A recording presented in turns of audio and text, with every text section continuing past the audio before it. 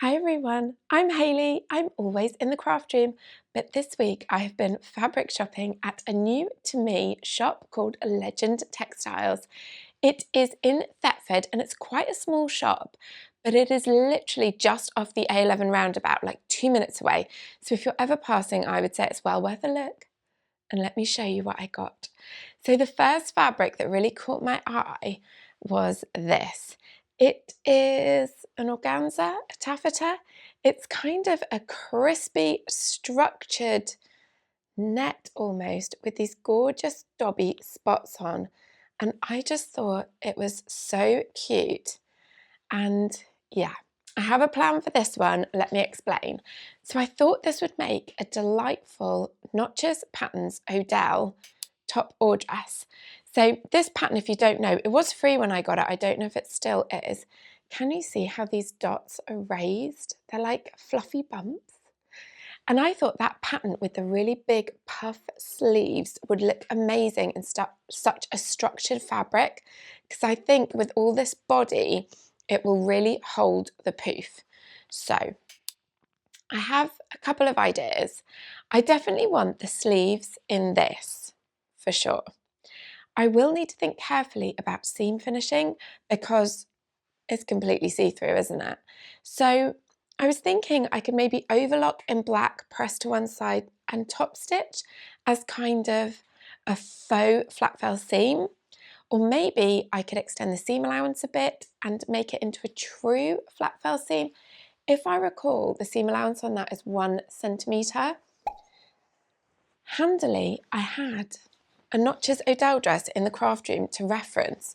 So this is actually in the alterations pile because what was I even thinking with this mess of a facing? It needs overlocking and it needs top stitching down. But I thought it would be handy to show you how these sleeves are constructed. So this is the big poof sleeve. And if you look on the inside, it's made up of, I think, 6 panels. And they're a really unusual shape. And you sew them together and then fit them into a cuff at the end. So I thought I could overlock these as I did in this one and then maybe top stitch them. Or the other thing I considered was maybe sewing a little black ribbon on top of the seams. I don't know, I'll have to think more about that. But then I was thinking about the rest of the top or dress. So initially I was thinking a top, maybe all made in this that I could then wear with a camisole underneath. I do think that would look amazing. However, I have issues with smart tops because I never know what trousers to wear. Jeans usually look the nicest, but then they don't feel fancy enough. But then if I were, say, going out for dinner with the girls, if I wear black trousers, I always feel a bit officey. So then I thought, why don't I just make a dress? Which I think would be gorgeous, but I think a dress completely in this would be too evening-y. It would be like party dress territory.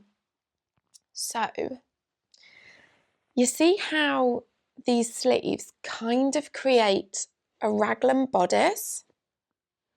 Can you see like along here and here? What if I did the bodice part of the dress in the second fabric I bought, which is just a plain black knit? It's a really lovely weight, hefty black knit. I don't know what the fabric composition is because they don't seem to have any details on the bolts at Legend Textiles, but it could almost be a ponte. It is a really heavyweight knit, feels delightful. So I was imagining, actually this is a raglan top, isn't it? I can never do things mirror image. So like that with the black bodice and then the sleeve in the poof. This is a terrible demonstration, isn't it? But do you get the idea where it's like lovely sleeve, black middle, and then I could do the whole dress and then that would just be the comfiest thing ever to wear out for dinner, but also still feel cute with the sleeves. The other option is either just making it sheer and wearing a cami or a slip, or I could underline the bodice section with, I have a black, just plain weave coupe pro. I could underline it and then leave the dotties all over. So let me know in the comments below which you think is the best option. I'm definitely gravitating towards knit woven combo just because I can definitely see me wearing that out for dinner or drinks. And I do that regularly. I've got one group of girls that I meet once a month for dinner and another group that I meet for drinks. And I think that with tights and black boots for winter will be fab.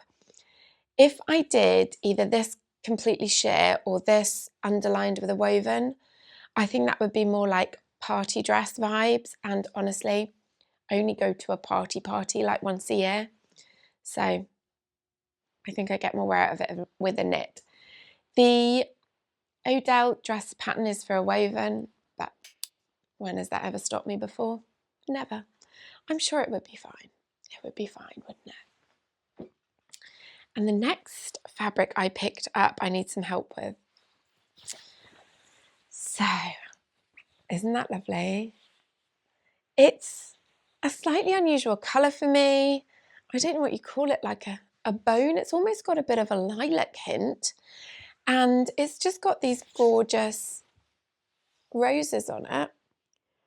It is, I'm sure, a polyester. It's not quite a satin. It's not shiny. You know me, I'm not great with fabrics. Anyway, I love it. And I would like to make a blouse with it. But I need some help on a blouse pattern because I have a problem with buying fabrics for blouses and never making blouses because I've not got a pattern I like. I have made one Vogue proper blouse, which I really love. I will put a picture in because, you know me and pattern numbers, I can never remember. But the construction was involved. It was honestly a really tough sew because of these little, I don't even know what you call them. I think they call them like inset somethings. Maybe I need to revisit that pattern and try to remove, I'm doing it backwards again, aren't I? Try to remove these bits. But honestly, it was hard. I did make that pretty early in my sewing career, so maybe it wouldn't be such a challenge now.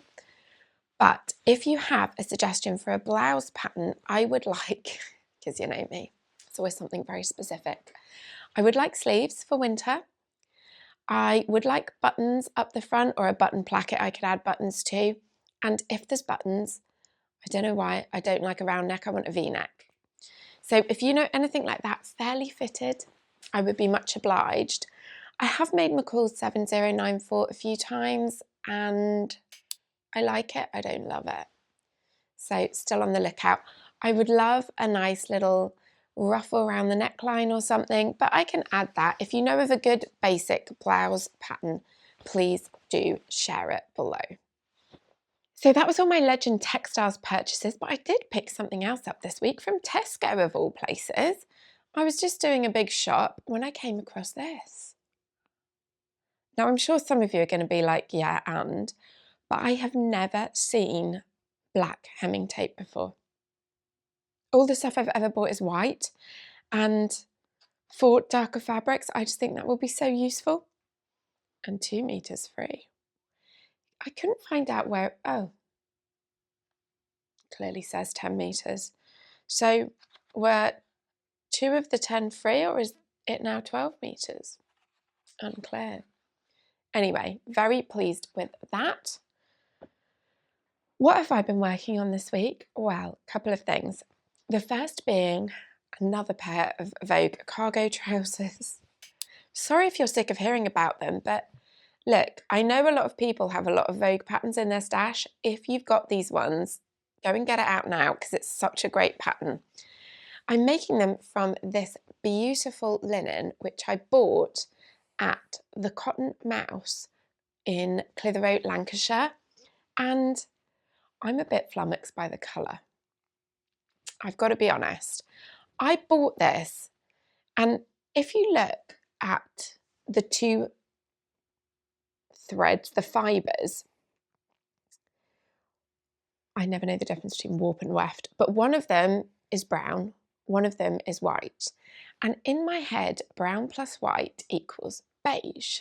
So I've been thinking of these as beige trousers, but I now have them fully constructed, and when I've tried them on, they're reading more like grey. I think it's because the other thread is a really, really bright optical white. So while cream and brown would make a beigey colour, this is kind of more stony. Anyway, I do really like it. I was just a bit surprised because it just wasn't quite what I was expecting. But anyway, the fabric has been lovely to work with. That pattern, I've altered it so many times to fit me that it's now a really quick sew, and I am loving them. I just haven't decided on the pocket situation. So I will show those to you hopefully next week when they're completely finished. Because I'm umming and ahhing over the pockets, I didn't want to change my thread colour and start on something else, because even though that is a 30-second job, I knew there was a good chance I was going to be adding pockets, so I didn't want to take the beige off to put the beige back on. So I thought, is there anything else that needs beige thread that I haven't got to yet? And the answer is yes. There is a project I've been putting off for over a year, and it's blinds for the kitchen. So you may recall, if you've been watching a long time, that I made some blinds for one of the kitchen windows last year, and I've got it here because I left it so long between making this one and the next one that I'd forgotten how I did it. So I had to take it down so I could look at it.